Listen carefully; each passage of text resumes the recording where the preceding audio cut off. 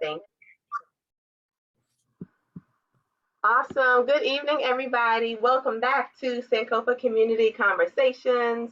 This is a host of probably like number 6 or 5 that we've been doing. And I'm super excited because you all are going to meet my teacher, one of the, the, the OGs, like the Dana Smith, who introduced me to this practice. And I'm so excited to bring Dana here because July marked 3 years for Sankofa Yoga, and I'll be remiss to bring in July, the fourth year of Sankofa, without having none other than Dana Smith be our guest. And Sean's going to do all the wonderful things with the bios and all that. I just wanted to formally say hello, good afternoon, good evening, everybody. Our community conversations we hold on the last Tuesday of every month virtually, led by Sean. Most of you all here are Sankofa family, but I would love to see where you are located. So drop in the chat where you are currently residing or hanging out or vacationing. And I want to see where this Zoom is reaching. And the next question is, how many times have you been on one of our community conversations? If it's more than 2, just put 2. If this is your first time, put a heart.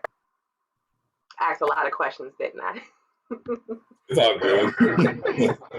Capitol Heights, Laurel, awesome. So I forgot to mention, my name is Tamisha. I pretty much know everybody on here, but welcome. Again, Sean and Dana are your 2 conversation holders today and space holders in this virtual container this evening. And I'm going to toss it back over. Oh, we have Alexandria in the house, Baltimore. Okay. Hey, Thor, happy centennial. I see you. Okay. Awesome. Marcia, thank you for joining us. Yay, Christian, welcome back. Awesome. And I see some of our lovely beta group of our YTTs, as well as our graduates of our alpha group. So amazing to see. Okay, I'm going to stop talking. I'm going to head over to Sean and Dana. Thank you, everybody, for joining us. And if your friend is on her way or on their way, have them log in. Sign up. They can still join us. We'll share this on YouTube soon. Okay? Perfect. Thank you, Tamisha, for getting us started for our conversation tonight. My name is Sean Moore. As Tamisha mentioned, I am the coordinator for programs for Sankofa Yoga, and I'm super excited to be here in conversation with Dana. I am going to read her bio. Of course, we all know bios don't do folks justice. And as Tamisha mentioned, and I say this respectfully, you are a yoga OG, definitely one of the folks that, we look up to in this space. So thank you for all that you do. But let me go ahead and read the bio. Dana is the founder and owner of Spiritual Essence Yoga and the creative visionary behind the international Yes Yoga Has Curves movement. She is a wife, mother, certified yoga instructor, author, yoga teacher trainer, master life coach, and holistic health practitioner. Since 2003, she has been a pioneer for inclusive yoga in the West with simple yet profound message, yoga is for everybody. As the creator of Jivana Life Yoga, a National Yoga Alliance approved and registered yoga style, Dana guides students and teachers in training in a dynamic experience of yoga as a powerful tool for total life transformation. Even though she has trained nearly 500 yoga teachers since 2008, she considers herself a lifelong student and continues to seek inspiration through workshops and advanced studies. Her style of teaching draws on Ashtanga, Iyengar, and Vinyasa roots with the aim to usher practitioners to live inspired, fearless, and empowered every day, on and off the mat. Her work has been featured on NBC4, Fox 5, The Examiner, Essence Magazine, WHUR, NPR, and Black Enterprise. Dana teaches and facilitates yoga retreats throughout the US and the Caribbean. She is an active member of the Black Yoga Teachers Alliance and the Yoga and Body Image Coalition. Of course, again, bios don't do it justice because I know Dana does a myriad of amazing things and is touching lives just all over the space. So Dana, thank you for taking the time out to be here with us and to be in conversation and community. Yeah, thank you for having me. And I'm gonna receive that OG situation. Because I say I'm 4 years from 50. So call me auntie, mama, grandma, whatever. I embrace it because a sister done been through a lot. Well, thank you for embracing it. Sometimes you're like, I don't know the OG, but no, you're embracing it. So that's good. You Yeah. receive it. And I Yes. think in the energy of your OG-ness, I think that's a great way for us to sort of get started in this space and maybe talk a little bit about what brought you to the space of yoga that you are in now as a studio owner, as a teacher trainer, all the amazing things that you've done in terms of the expansion and the work that you've done to make yoga a much more accessible practice. What brought you sort of into this space? And I know that's a loaded question, so take your time. But yes, love to learn more about that.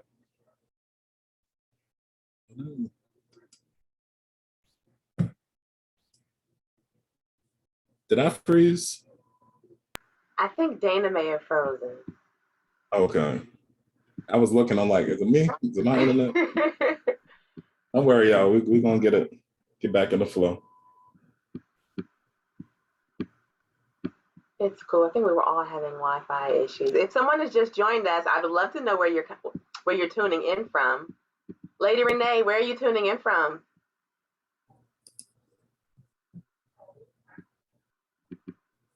Okay, I guess the the Wi-Fi want to be funny, but that's what doing yoga teaches you to be flexible. I'm growing out of my perfectionism complex that everything has to be right and on my time. It is what it is. I am happy to have great understanding people around me that don't hold me to that perfectionism myth. So I'll run it back a little. What the catalyst was being pregnant, a single mom, 9/11 happening when I was about 7.5 months pregnant. I am a native New Yorker. And for anyone that understands, yeah, certain words I can't, it just slips out. But, I work because my accent was very, it was not yogic like. But the whole world was paused. And I had fear, I had anger. I did lose someone in the Twin Towers. And I didn't know how to deal with it because before being pregnant, I would do a bunch of unhealthy things to my body, and that just wasn't feasible. So as I was going through grief and anger and the whole world was feeling it, I said, there's got to be a different way. And my doctor said, this stress is not just about you anymore. It's affecting your health and your pressure. And the words that he said, it's not just about you. That yoked me into the reality of, what my power was to shift. And I was like, wow, that's how I can get over myself, is to understand that it's not about me. So I had my daughter, and I did not want to pass on the torch of trauma. I studied yoga in a way to teach myself how to be whole. And then as I got into the rhythm of yoga, I was going around like, best friend, come with me to yoga. They're like, DuPont Circle? Nah, homie. I'm too this, I'm too that, I'm not this, I'm not that. I don't see anyone that looks like me, that's shaped like me, and I'm not comfortable. You teach me something and I'll do it. And me being a person that doesn't like to hurt anyone, I took a yoga teacher training just to be able to teach my family and friends. And I was like, that's it. I'm in my living room at a townhome. I would slide the sofa by the fireplace, teach on the carpet, and then slide it back. My dad was an entrepreneur, and he blessed me with an entrepreneurial spirit. And I noticed that more and more people started coming into my living room. And I'm like, wow, this is really interesting that the word is getting out and it's just me and it's not really something that was structured. So I was like, well, maybe I should structure it. So in 2003, I got my LLC and I did all that stuff. And from there, the movement to where I am today was more and more people needing to experience this from someone that understands trauma, someone that understands racial injustice, someone that understands misogyny, someone that understands and has dealt with it, but has moved into a different healing place. So from that, I just kept expanding. And the expansion to the commercial space that I'm in now, the second studio came, we started the process in November 2019. We started the process with the SBA. And it was a little slow. I'm like, oh, but it's okay. Then I got mysteriously sick in January 2020. Doctor didn't know what was going on. So that was the first time in a long time that I questioned, am I supposed to be doing this? I'm like, there's a whole lot going on in the world. And by March, I'm like, yeah, there's a whole lot going on in the world. And construction had stalled. And I was just sitting with myself saying, I've put a lot of years into this business.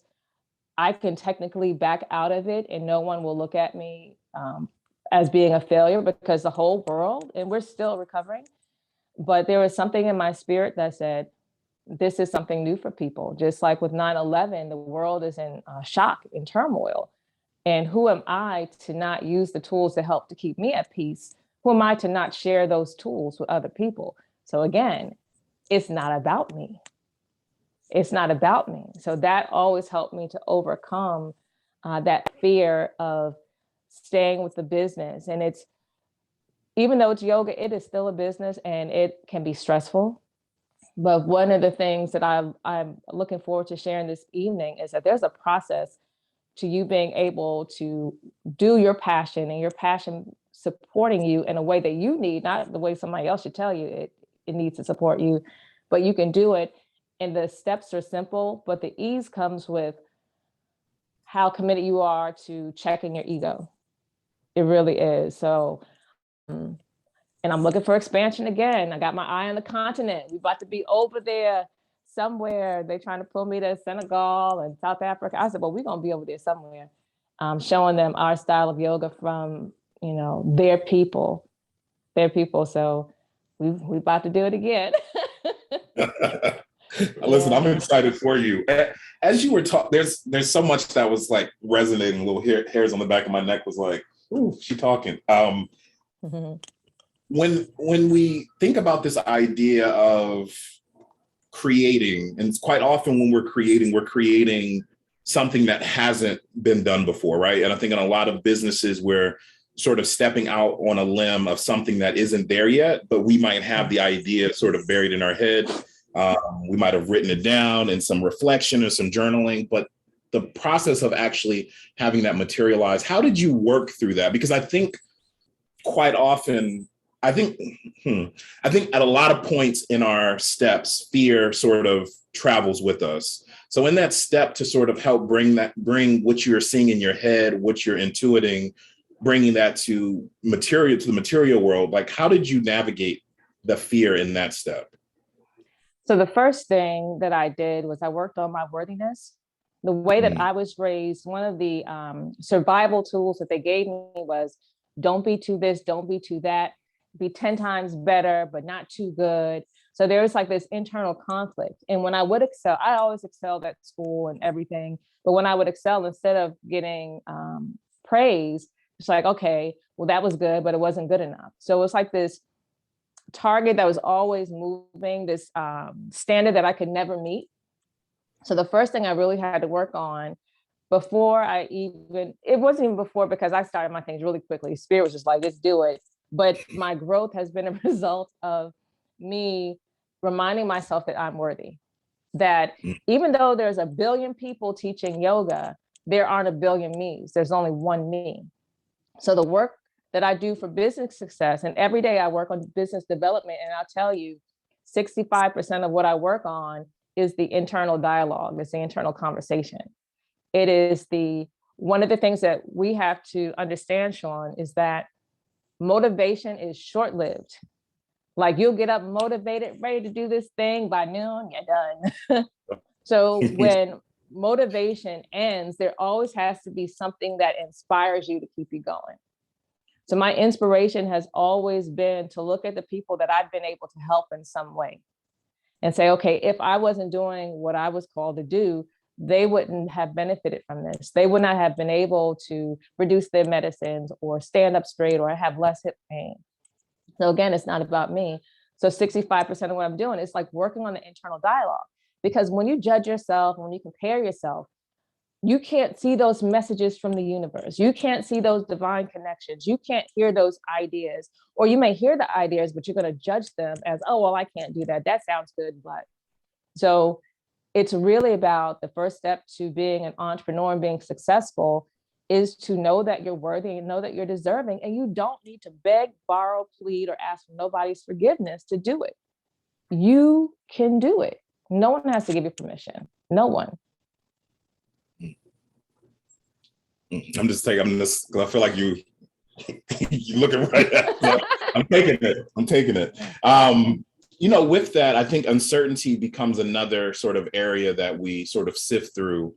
when working with our passions. I think, as you mentioned, and knowing a lot of the folks that are in this space, right, we've probably all gone through a lot of the traditional spaces of this is what work should be. This is the 9 to 5. This is the rhythm that we should be in. And then transitioning out into something that is maybe more passion driven, some of that stability falls out and there's a lot more uncertainty. So were there any things any ways in which you worked with that energy of uncertainty that might have been motivating for you, as you mentioned motivation to kind of keep going? Were you able to sort of work with that energy?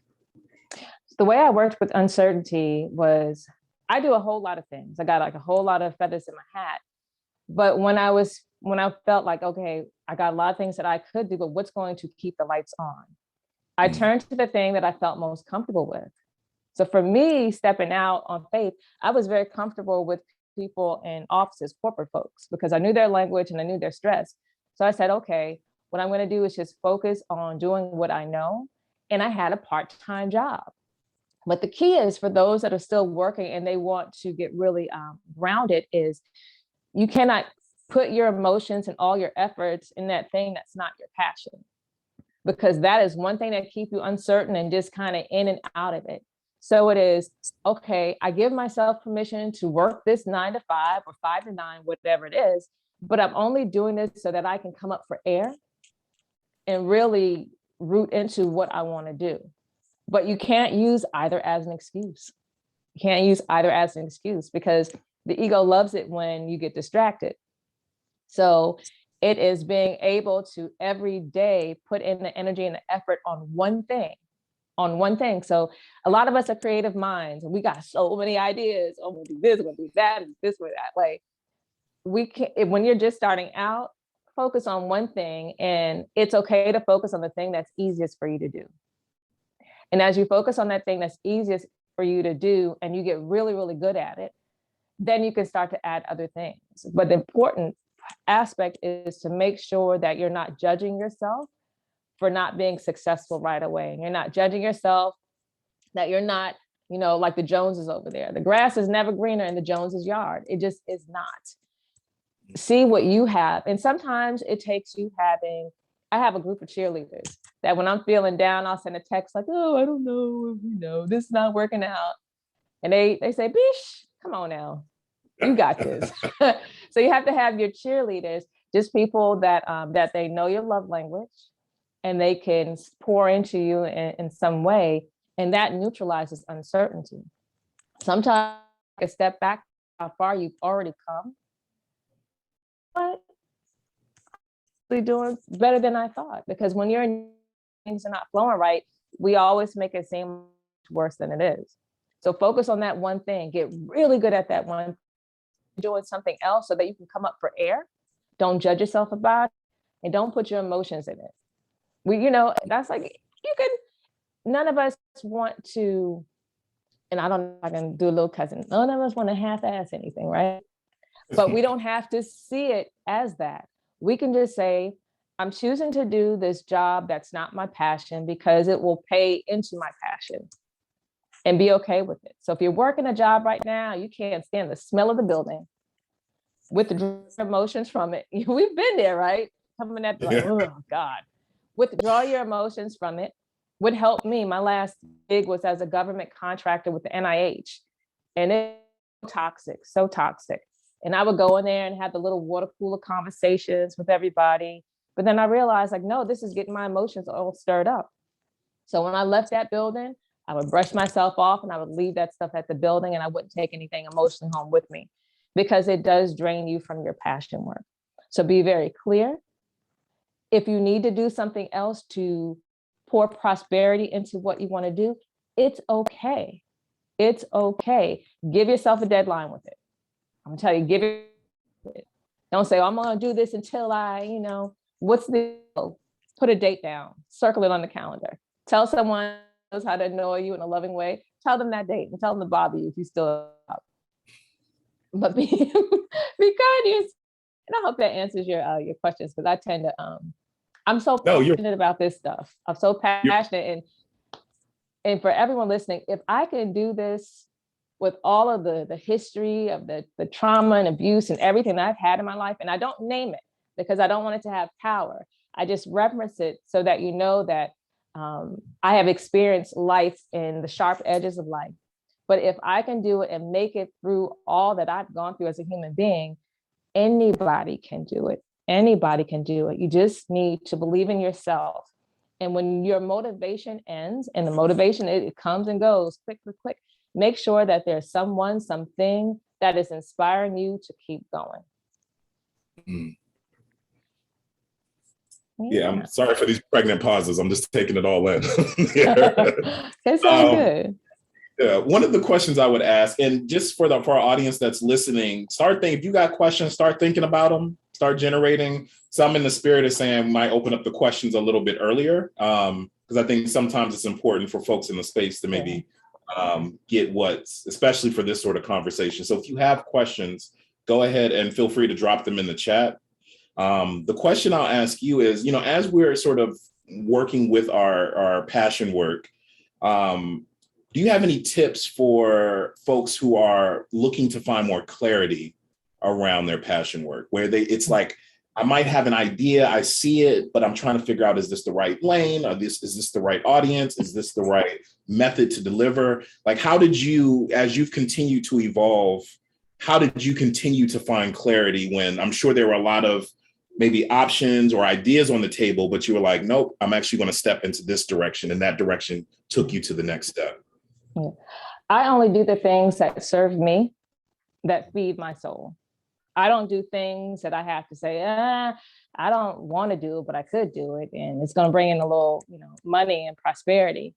So before I look to see, well, the who, the why, the when, how does it serve me? Because it has to flow through you. So when you have a bunch of things that you're considering, sit down on the meditation cushion, or if you don't meditate, take a slow walk without distraction. So no music, no nothing. Take a walk things through and see how you feel. And understand that if you do things that benefit you in some way, and it can be a mental benefit, it can be an emotional benefit, it can be a physical, but if you do the things that benefit you and you feel good about doing it, it will be successful. But a lot of times when we sit down to think about our passions, we think about it from the outside in, and that's, it's backwards. We have to start it from the inside out. We're always thinking of stuff. We're always feeling things, but we have to take the time and run it through intentionally, saying, hey, I want to do this retreat or this tour. And that first feeling you get will tell you if you're in alignment with it or not.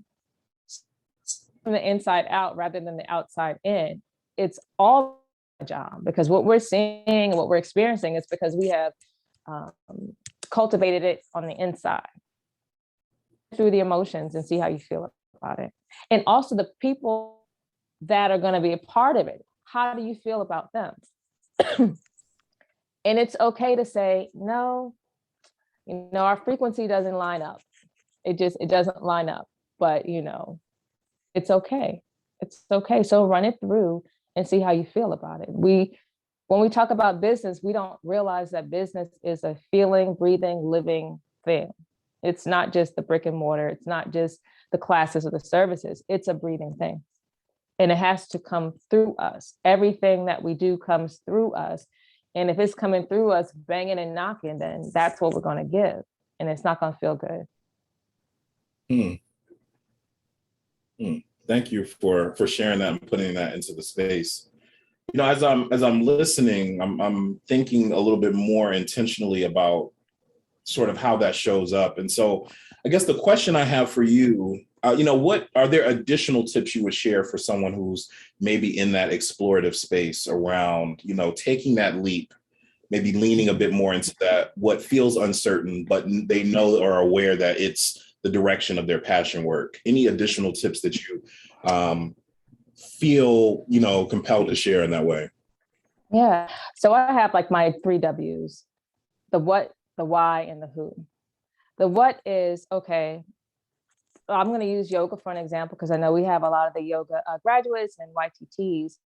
using yoga, for example, there's a lot of aspects of yoga. So it's a matter of, okay, what aspect really is drawing you right now? What are you doing? And even if it's not necessarily yoga, what are some things that bring you joy back to yoga? So we need to know like what it is. And sometimes, Sean, that takes a little while to get to. So we're always used to stuff being readily available. The patience is really key because the answer is there. We just have to know how to get still with ourselves. The who is what helps me to continue to grow. The who is who are we serving? I love to Black women who flow like me, understand what stress is, understand by putting the weight of the world on their shoulders, but keeping it moving. That speaks to my soul. So in business, you know, they call it the ideal client avatar, or what's the other word they call it? But it's more than just establishing about a bunch of boundaries on a person. When you are at your best, who benefits from that? So thinking about the who. And then the when do you want to start doing this? When do you want to put that first foot forward? And sometimes I'm gonna tell you, Sean, that if it's a matter of you're trying to figure out what to do, but you're working at a job that you really can't stand, then you again get that calendar and put a date that you're going to just exit out. I've had some of my clients and friends write their resignation letter, date it, and keep it at their desk at work. So that thing is just sitting there hot in the desk. So it is a matter of, if we don't apply a little bit of pressure. So we know that with yoga, there must be a little stress on the body for it to grow flexible, for it to become stronger. We have to be open to put a little bit of pressure on. Because it's hard when we're in this the healing world, and it's like love and light and softness, and I'm gonna hold. That's fine. But we need to apply a little pressure. And it's like, no, here's your date. And that date, or telling someone, going to hold your feet to the fire to warm it, not to burn it. It's going to hold your feet to the fire, because there shouldn't be a whole lot of questioning on, you know, what you want to do, who you want to do it for, and when you want to do it. The answer is there, because if you're not happy with what you're doing, the answer is right on the back of that. So I can't remember, I listened to Abraham Hicks a lot, and they said, whenever there's a question, the answer is waiting to happen, waiting to express itself. But we just keep dialoguing about the problem that we can't hear the answer. So it's all about putting your feet to the fire in some way. And it may be, you know, it may not be as drastic as writing that resignation letter. It may be telling your partner, or telling your child, or telling like, look, I'm unhappy and I'm choosing happiness now. So please hold me accountable to being happy. Please hold me accountable. And that's like a gentle way to put the feet to the fire. So it is, we know what we want to do, Sean. We know what we want to do. We know, but we get in there and say, oh, who am I? They've been doing it like 2 decades. And I'm just stepping in. I just got my certificate. And who you are is fine. Everyone has to learn how to run. Start by crawling. Start by choosing something you feel confident with. And you build on that confidence. Does that make sense? Absolutely. I'm sitting here taking some little notes over here. Yes, it makes total sense. I have another question, but I'm gonna toss it to the question that we have in the chat from Nikki. And Nikki mentioned any tools or tips for building self-worth or belief of self. I know you mentioned that early on as a real critical piece along this journey of leaning into our passion work. So could you speak to that a little bit more? So I'll give you 2 tools that I still use. So I want to say this, that when we are connecting to self-worth, it is not something that we get it done. All right, I know that I'm worthy. That's just not the truth. It is those spells of me feeling unworthy are getting shorter and shorter, but it's still there. So the first thing that I do is I write down all of the things that I feel is wrong or incomplete with me. All of the things in my head. And there's, you know, typically there's times and situations that trigger that. So I'll write all of those things down that people have said to me very unkindly. So my mom is from the South, and they tend to be very open. And then raised in New York, they're very open, but it's like in ways that creates like this sandwich of pressure. So it's like I have this dialogue, and I write down the dialogue, and the way that we figure out is how we feel. When we feel bad, there's a record playing in our head. So I write down all of the things that I feel like I'm not worthy, all of the things that I feel like, oh, you shoulda, coulda, you're not this, you're not that. And then I put it somewhere, and I go and I move my body, or I'll do some sound healing, or I'll do some meditation. I'll do something to shift my energy. Then paper and say, is this true? Is this true? And if the ego say, yeah, it's true, you ain't that, prove it then. Prove it. And then I burn the paper, I give it to the earth, we take it to something. And that's just a ritual, but you don't have to do that. You can write it down, you can recycle it. Step that I must do, the next step, right? All of the things that people have said to affirm me, because I'm not even ready at that point to affirm myself. I write down all of the things that people have said to affirm me. In my email inbox, I have this folder. It's called like love notes or loving affirmations. And every time someone sends an email like, oh my gosh, your class is so good, or you helped me so much, I appreciate you, I appreciate the studio, I'll save it. In that, in times I'm feeling like, who am I to be doing this? I'm getting older, stuff ain't popping. Go ahead and I'll read those emails. So those are two easy things. Thank you for sharing that. Yeah. Also, feel free, if you do have questions, drop your questions in the chat so that we can get them in. I'm just feeling the energy that there are questions in the space. And so we want to honor that. I think especially for a topic like this, that I'm sure there's stuff in the room that will be grateful to come forward. One of the questions that I'll ask you, Dana, is, as we think about, and I just had it at the forefront of my mind. Sort of as you've navigated your tenure as all of the amazing things that you do in the yoga space, from studio owner to teacher, educator, was there anything that you, like, was there a big lesson that you've learned like that? It was like something might not have went the way that you thought it was going to go, but it became a teaching moment or a point or a pivot point.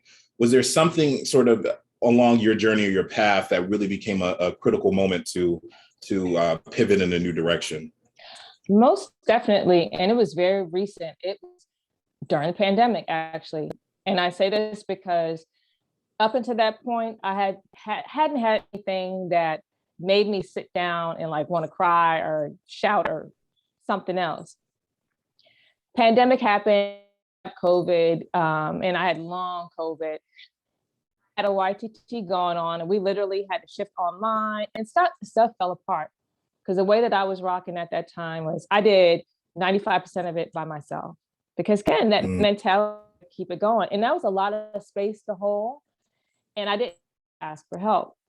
So I got some real rough feedback from one of the trainees, really rough. And I was compared to a white studio. And it's like, well, I wanted to support Black folks in the studio. It's like, I've known people that went to the studio standard for excellent yoga, and that cut me really deep. But what it did was, I'm like, he said was right. And that part that was right was that I needed to get some help. And the person did say, well, I don't understand why you didn't have like other trainers. I said, because while some people think that the program is expensive, I still need to, it is priced still very moderately for all of the things that we give. Hurt. So first thing I did to ask for help. And the amazing thing is people like, well, we've been trying to help you, but you was like, no, I'm okay.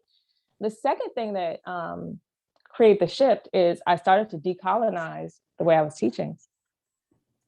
I realized that I had come through all of these spaces that were very rigid and dogmatic in their approach, and there's no shade on them. So I want to be extremely clear that there's no shade or judgment, because I got a lot of great things that helped me to build what I have today. But I realized that I was really creating the structure didn't feel 100% like mine. It was good, and I had my aspects, but it didn't feel like 100% like mine. And what I realized was that in some way, I was telling myself that I wasn't worthy to have ownership of the way that I wanted to share yoga. That in some way I had to, take a piece and be like them or whomever. In some way, I had to hold on to that structure. And then 2020 happened and everything just fell to crap. And I was just done. I was just done. Just, what is my life right now? I've been doing this all this time. I've run up against this. But after the tears, I had given up alcohol in 2019. Thank goodness. And it's funny because tomorrow will be my 3-year sober anniversary. Congrats. But I was able to put myself 110% into what I did. So I took all of my manuals, I rewrote them.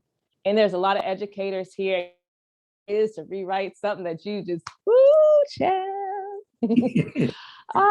But I rewrote it and I added me.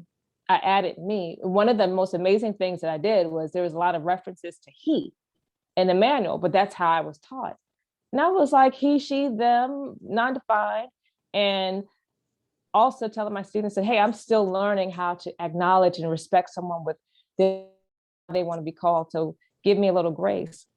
So by me having that moment of embarrassment, anger, self-judgment, and deep doubt, because when someone calls you up on something that you've been doing very well for many, many, many years, and you have to admit that, part of that was correct, it does wear you down, it breaks you down.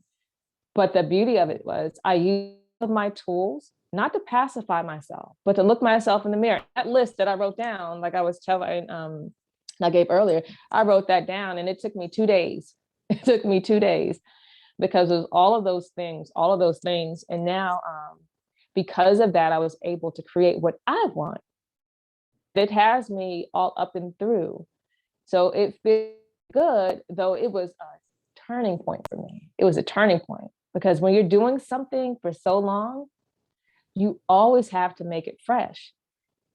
But it does not have to be like that. It doesn't have to be, okay, I'm about to take you down to the studs of the house. Like a big bill. It just has to be like, oh no, it's a little hole in the wall. We're gonna patch that up. But yeah, it did shift me, and it was a turning point.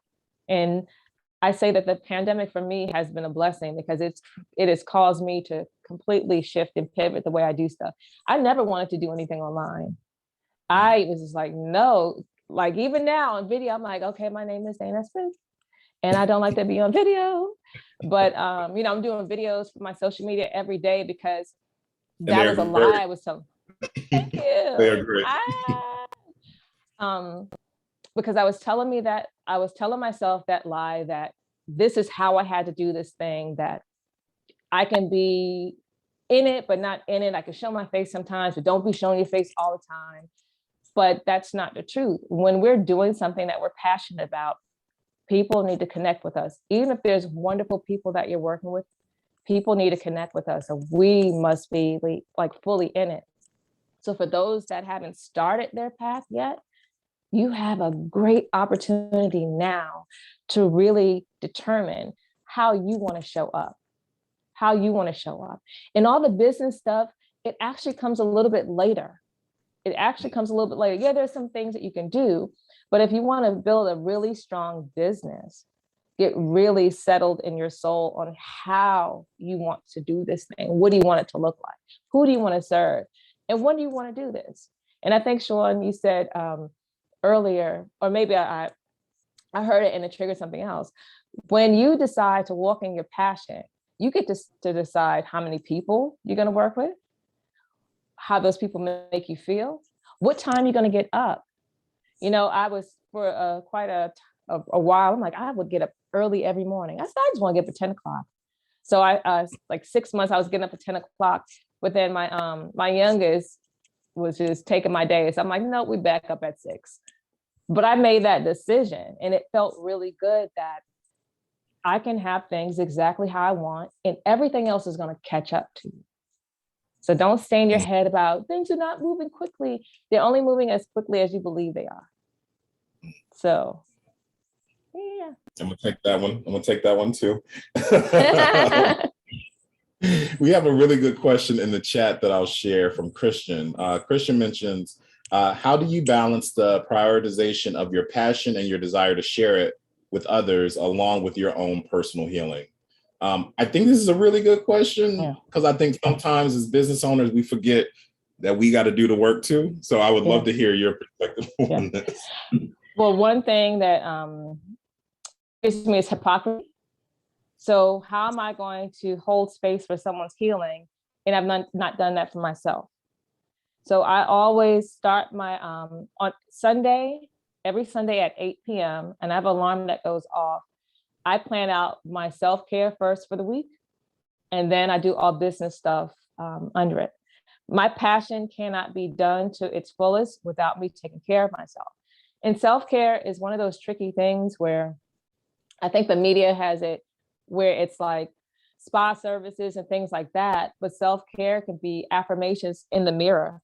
Self-care can be sitting down when someone is rushing you to go, go, go, go, go. Self-care can just be taking the day off and not telling people why, not apologizing for it.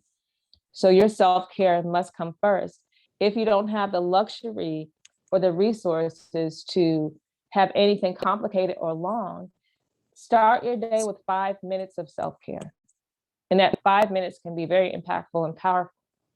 But I know that if there's anything that I'm going to do in the line of my passion, that I have to feel healthy, whole, and really in alignment with that. So decide what you need. And for me, it's easy for me to decide week by week. But you may have to say, okay, today is one of those days. So my self-care, my 5 minutes of self-care is going to happen right in the middle of the day and it's unplanned. Just don't wait until you can't take it anymore. You have to be first or nothing else to be full or complete. Now we can run on fumes for a very long time, but I know that no one wants to do that. I know that if you are in your passion work, you are serving someone and you're serving someone in a meaningful way.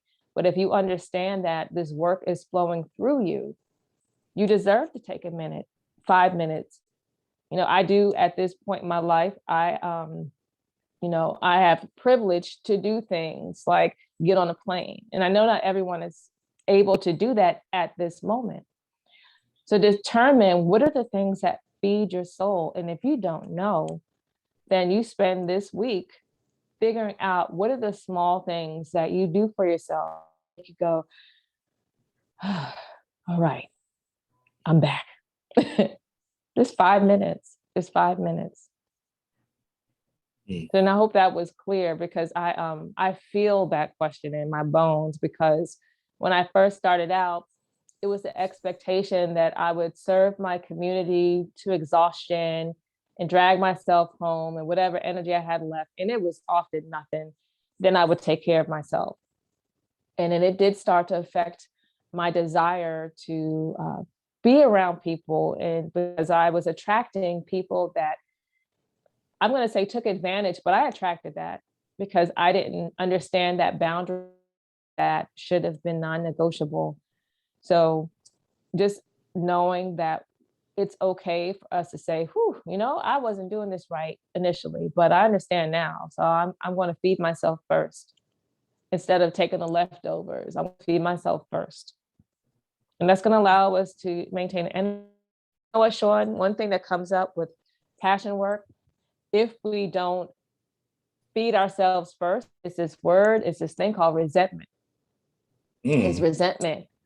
Like all these folks are sitting here high off of my life and loving and all this. And I'm sitting here tired. For me, prosperity was something that was really, really tough because I was taught a scarcity mindset. My dad he saw some financial troubles and the mantra in the house was like, nope, I can't afford to be broke. So I grew up with that. Even though that wasn't 100%, that was the mantra that we heard in the house.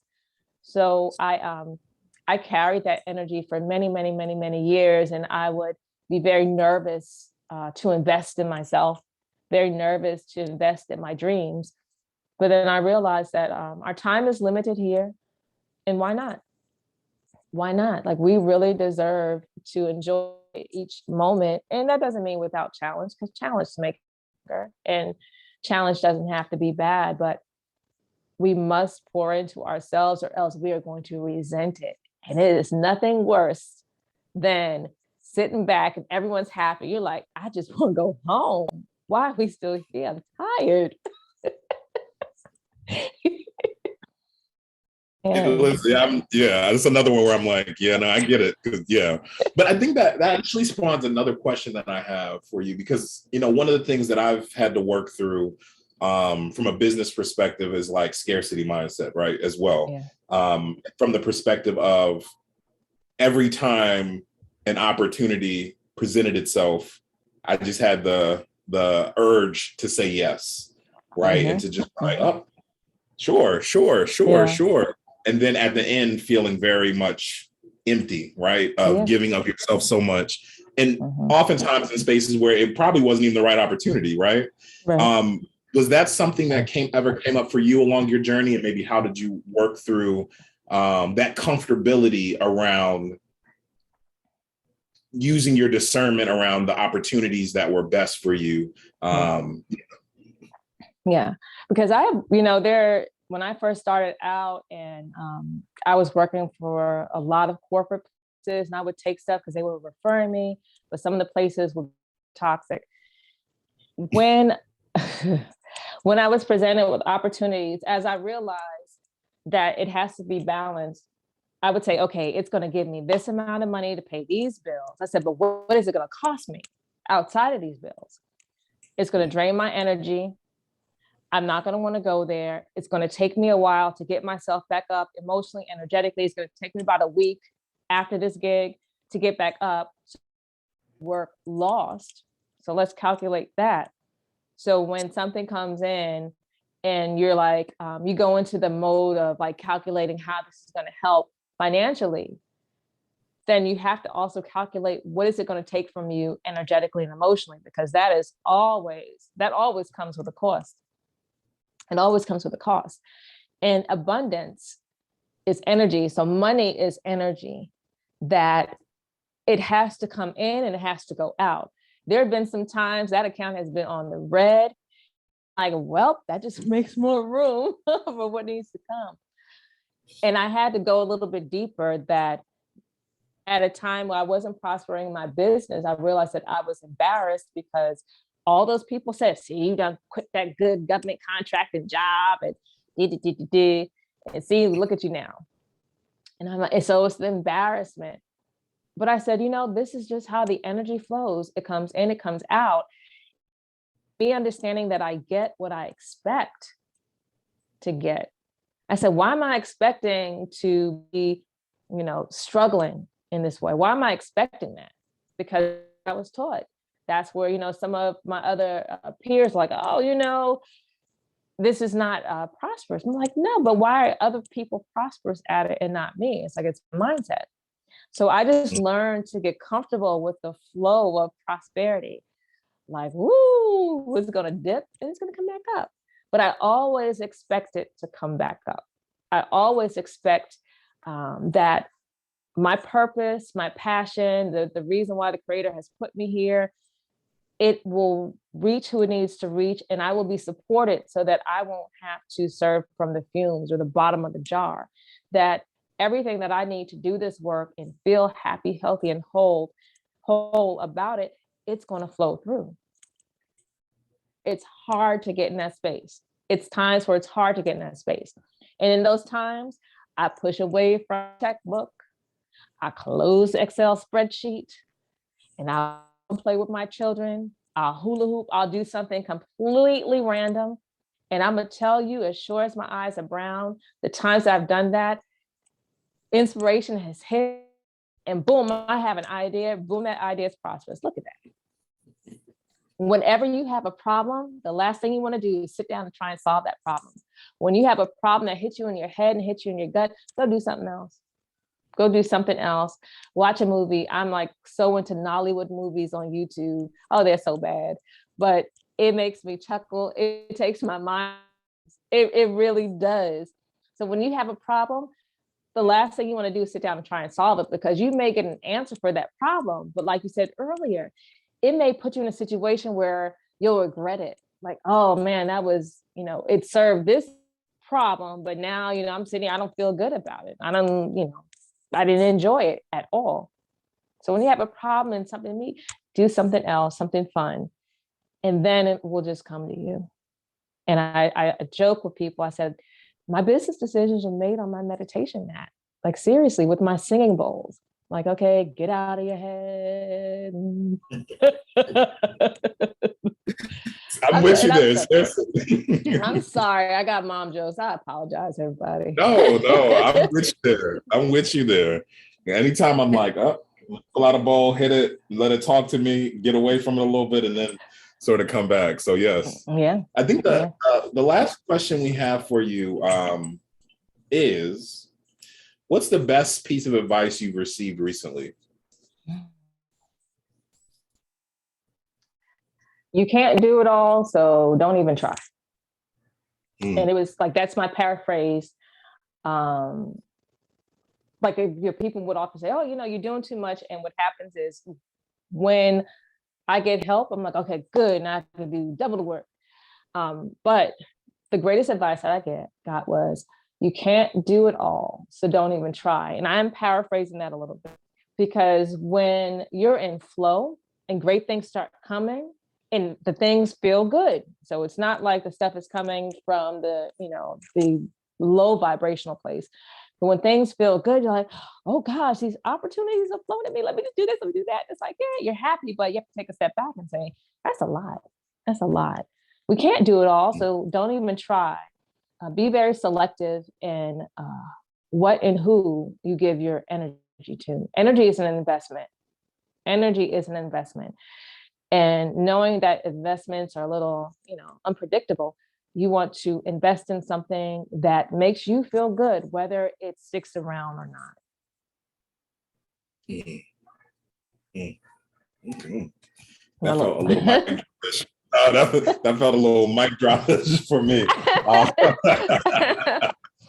Listen, I want to say, Dana, thank you so much. I know I received a lot in this conversation. I'm sure the folks, as you were talking, I was looking in gallery view and I saw some head nodding and bopping. You were definitely dropping some gems for folks. Thank you so much. Sincerely, thank you. Thank you for being you in this space. If it wasn't for the work that you've done, that folks, the OGs have done sort of in this yoga space, that, it would have been space for us to be up in here. So thank you for everything that you've done, directly, indirectly. It's so impactful. And, I hope that all of those feelings of goodness comes to you, in those times. Thank you. Thank you. Okay. Thank you. Well, this has been, I always say, a joy, pleasure, and an honor. I love this community. This community is so connected, and I love to share my journey to inspire you, but also to let you know that you can do this. You can. It's the biggest challenge is you coming to that belief that you can, and not being scared of the challenges that come up, and cultivating the courage to strengthen your boundaries. And if you don't have boundaries, create them. The world needs good people to offer good things through their passion. So you can do it. If I can do it, I assure you that you can do it too. Y'all better take that message. Y'all better take that and put that in your pocket. Well, listen, thank you. I know I did. I took all the messages. Tanisha, I know you've been taking the messages for years and putting them in your pocket. So and I'm still getting every day is something new. Thank you, Dana. I love you. Thank you. I love thank you too. All right. Thank you so much. If you guys don't have any other questions or anything, thank y'all for coming out to our community conversations. We do these last Tuesdays of the month. Make sure you go to the Sankofa website, you hit workshops, and you'll see when we have our next one up, or check the emails because Tamisha be sending them. So you always have the information in your inbox. But thank you all for joining, especially the folks that have been, rocking with us for the last couple of Tuesdays. And for our friends that are new, we look forward to seeing you all again for some of our other community conversations. Also, keep in mind, head over to the studio website just to check out some of the class offerings, whether you're local, amazing in-person classes. If you're virtual, we got you on the virtual side too. We look forward to seeing you all around in the Sankofa community in some capacity. Thank you. And hey, Jackie, I see you, Sankofa Healing Studio in Philly. I see you. Hey, always. Exactly. I didn't even see that. I see it now. Yeah, it's just our people in here. That's beautiful. Yeah.